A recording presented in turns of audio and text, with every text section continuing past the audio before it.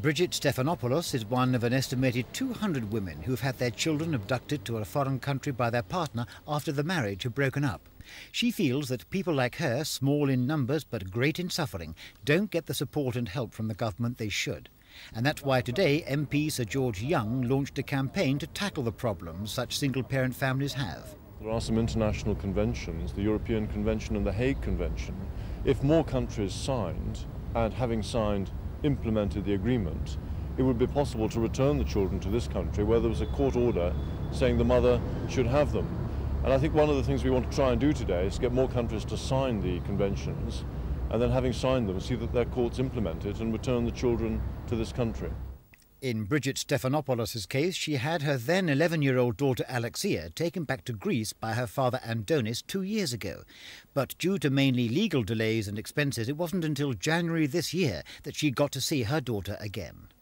It's been a financial nightmare. Initially, I raised a second mortgage on my home. The building society, aware of what it was for, were very obliging. Then I turned to my bank manager and pleaded with him.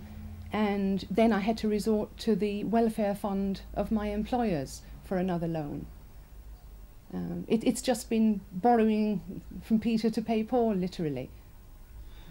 Now that you have seen her, what was your daughter's reaction on seeing you after all that time last January? Oh, it's so hard to describe. I'd been terrified that I wouldn't recognise her.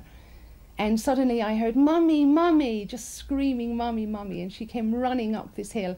We just threw ourselves at each other and we just hugged and cried and hugged and cried. Yet Bridget Stephanopoulos thinks she's one of the luckier parents. At least a court in Greece has now given her permission to see Alexia for 6 weeks every year, even though they've said she can't take her back to England. But even that's better than the experiences of women in courts in other countries where sometimes they don't even get that privilege. Christopher Rainbow for Thames News.